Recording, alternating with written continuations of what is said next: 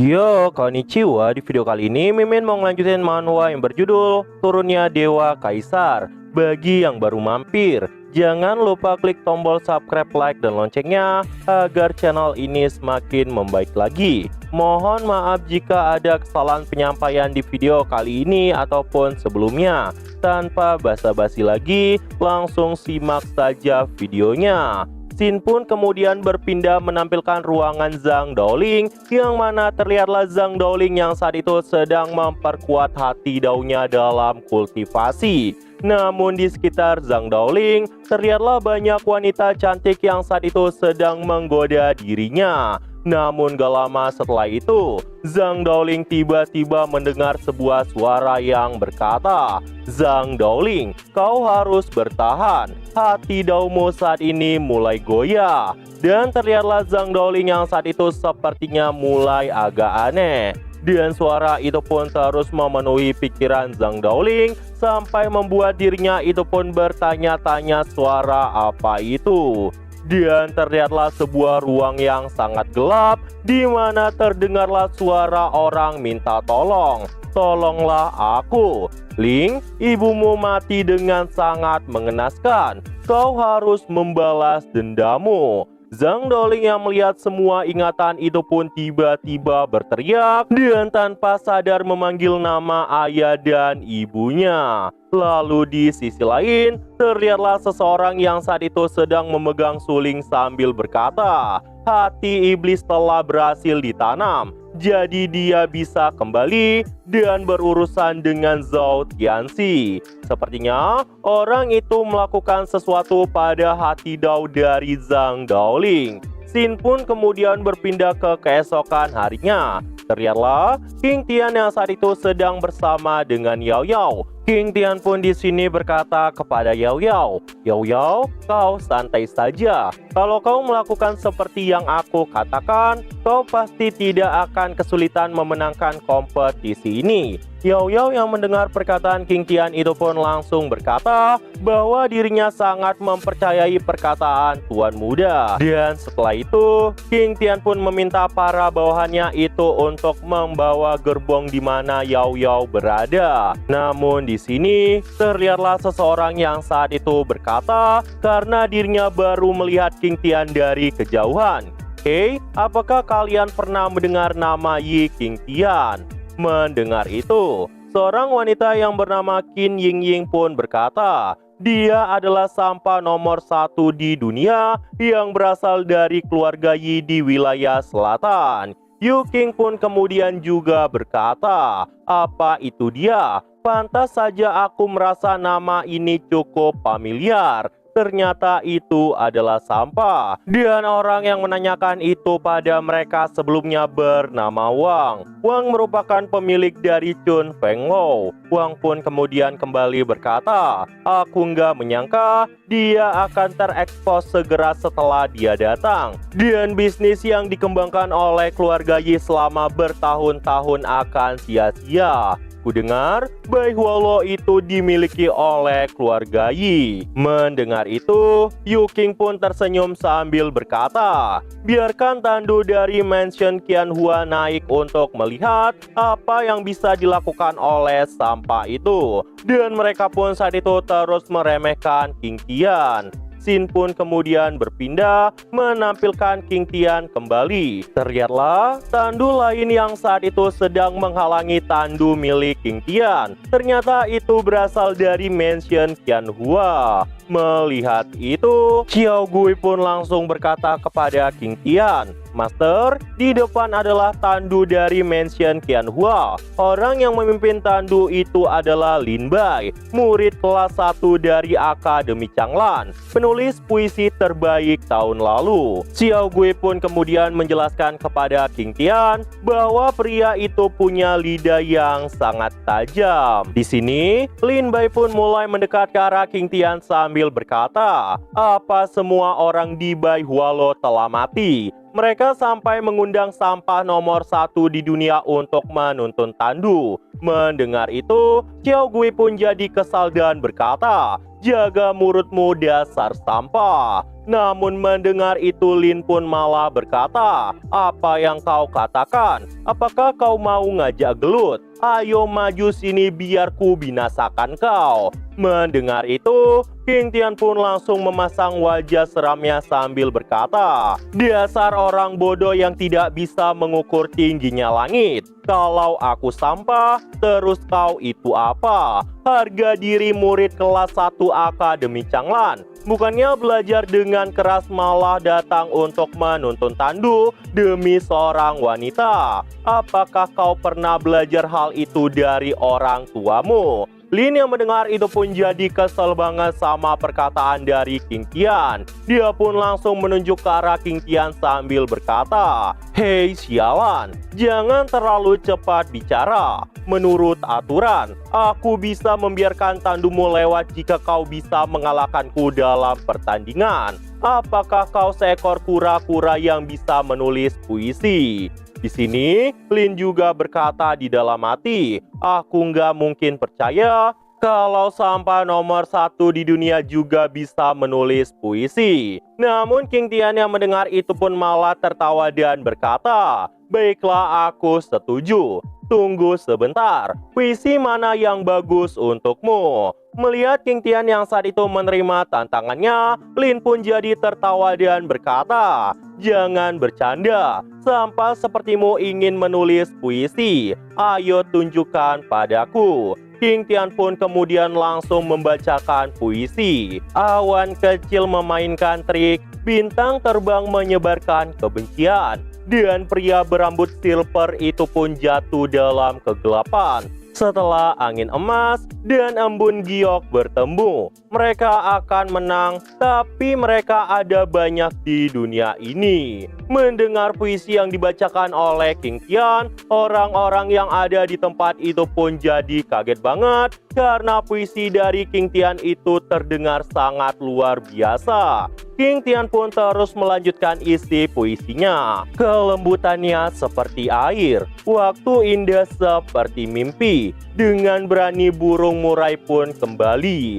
Jika dua perasaan bertahan selamanya, bagaimana bisa mereka ada di siang dan malam hari? Mendengar puisi dari King Tian, semua orang yang ada di sana pun sampai tersentuh dan merasa ingin menangis. Dan di sini Yao Yao pun melirik ke arah luar sambil berkata di dalam hati, "Jika dua perasaan bertahan selamanya, bagaimana bisa mereka ada siang dan malam hari? Tuan muda, aku akan menunggu. Berapa lama pun aku akan tetap menunggu." Mendengar puisi dari King Tian, Lin pun jadi kesal dan berkata, "Itu bukan puisi buatanmu. Ini pasti puisi yang dijual padamu oleh Ling Xinghe." Mendengar itu, King Tian pun malah berkata dengan santai, "Kenapa kau marah saat kau tidak bisa menulis puisi yang lebih baik? Itu tidak ada gunanya." Dan saat itu, seorang wanita yang ada di dalam gerbong yang dibawa oleh Lin itu pun berkata, "Tuan Lin, puisinya memang sangat luar biasa. Jadi mari beri dia jalan." Dan karena itu, King Tian pun langsung ngucapin makasih sama nona yang ada di dalam. Nona itu pun kemudian bertanya, "Tuan muda, apa nama dari puisi tadi?" King Tian pun langsung menjawab, "Itu bernama Peri Burung Murai." Namun gak lama setelah itu, terlihatlah seseorang yang saat itu memanggil King Tian. "Yi King Tian, lama tidak bertemu." King Tian pun saat itu langsung melihat ke asal suara yang tidak lain itu adalah Putri Dongfang Ping. Di sini, asisten dari Putri Dongfang pun berkata, "Tuan Putri, itu adalah tandu dari Bai Hualo." Mendengar itu, Putri Dongfang pun berkata, "Kau pergi dan bertandinglah dengan dia. Biarkan dia mempermalukan dirinya sendiri." Asistennya itu pun langsung mematuhi perkataan dari Putri Dongfang. Dan setelah itu, sang asisten pun berkata kepada King Tian, "Kenapa kau tidak berlutut dan memberikan hormat saat melihat tandu Tuan Putri?" King Tian pun saat itu memasang wajah yang sangat meremehkan orang itu dan berkata, "Apakah kau sampah yang menulis puisi dan menjualnya untuk uang? Jangan bermain trik denganku di sini. Asisten Putri Dongfang pun jadi kesal dan berkata di dalam hati, anak ini cukup keras kepala. Kita harus memberikannya pelajaran. Dan setelah itu sang asisten pun berkata, adik kecil, tidak baik untukmu mengatakan hal seperti itu. Bukankah peri burung murai adalah puisi yang kujual padamu? Dan mendengar itu, orang-orang yang ada di sana pun kaget banget karena menganggap hal itu memang kebenarannya. Namun King Tian yang mendengar itu pun malah berkata, bocah ini sepertinya cari ribut denganku. Baiklah, tuan muda ini akan bermain-main denganmu. Dan di sini King Tian pun terus direndahkan oleh semua orang. Dan Putri Dongfang pun berkata, Li Xinghe, puisi peri burung murai apa benar-benar ditulis olehmu? Sudah kuduga sampah itu hanyalah plagiat. Li Xinghe pun kembali berkata, aku menulis beberapa tahun yang lalu dan aku memang menjualnya pada mereka. Li Xinghe pun kembali berkata kepada King Tian, bro, kau mau bertanding denganku? Kau masih jauh dari kata layak.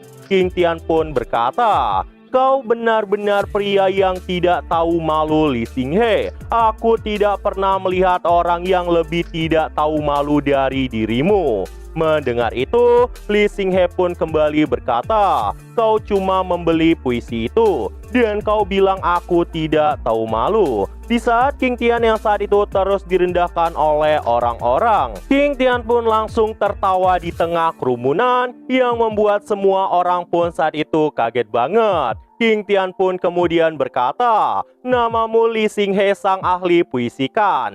Dengarkan aku. Angin timur membawa bunga dan ribuan pohon di malam hari, mengembuskan mereka ke bawah bintang-bintang seperti hujan. Aroma mobil BMW menyebar di sepanjang jalan. Suara suling Phoenix bergema. Cahaya pot giok menyala. Ikan dan naga menari sepanjang malam. Kunang-kunang salju bersinar emas, tertawa dan membisikkan aroma. Aku mencarinya ribuan kali di kerumunan.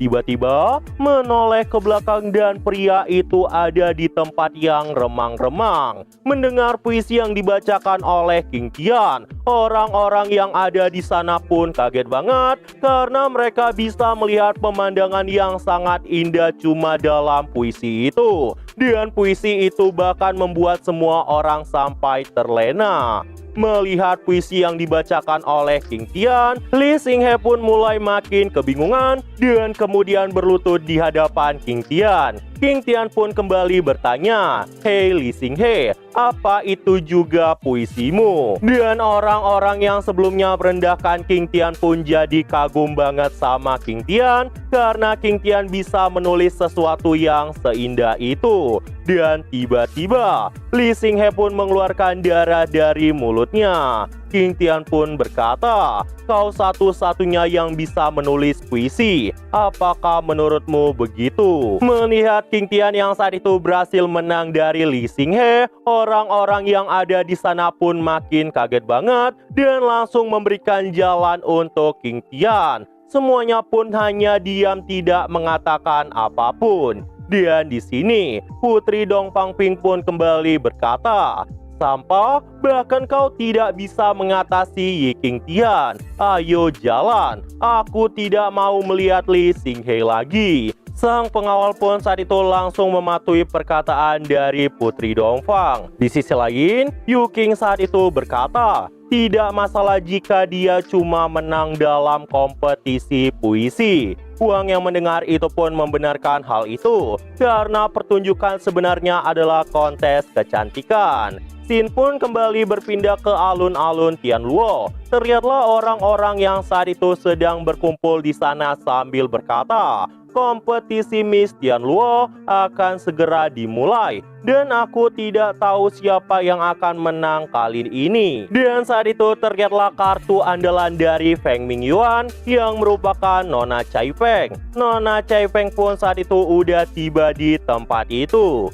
Di sisi lain, Putri Dongfang dari kerajaan juga udah tiba di tempat itu. Dan orang-orang pun saat itu kagum sama paras yang dimiliki oleh Putri Dongfang. Gak cuma itu aja, 3 gadis tercantik dari Bayuan Lo, Ho Ming Lo, dan Chu Feng Lo juga udah tiba. Dan terlihatlah rupa dari ketiga gadis itu yang memang benar cukup cantik. Di sini, Yao Yao pun kembali berkata kepada King Tian, "Tuan muda, mereka semua sangat cantik. Apakah kita masih punya harapan?" King Tian pun kembali berkata, "Jangan khawatirkan hal itu. Mereka semua hanya sampah di hadapanmu." Dan saat itu pembawa acara pun langsung memukul gong sambil berkata, 38 kontestan telah tiba dan kompetisi Miss Tianluo akan dimulai. Dalam kompetisi kali ini, kontestan harus menunjukkan kecantikan mereka sebanyak mungkin. Dan semuanya harus naik ke panggung untuk menunjukkan bakatnya masing-masing. Itu bisa menari, memainkan alat musik, menyanyi, dan lain-lain. Tidak ada batasan untuk menunjukkan bakat. Dan terlihatlah para juri yang saat itu ada di tempat itu. King Tian pun kemudian mengelus kepala Yao Yao dengan berkata, "Pergilah Yao Yao, ikuti seperti apa yang aku ajarkan padamu. Kau pasti akan jadi pemenangnya." Yao Yao yang mendengar itu pun langsung mematuhi perkataan dari King Tian. Nah, jadi itu aja untuk pembahasan kali ini. Dan tunggu video-video gua selanjutnya dan see you!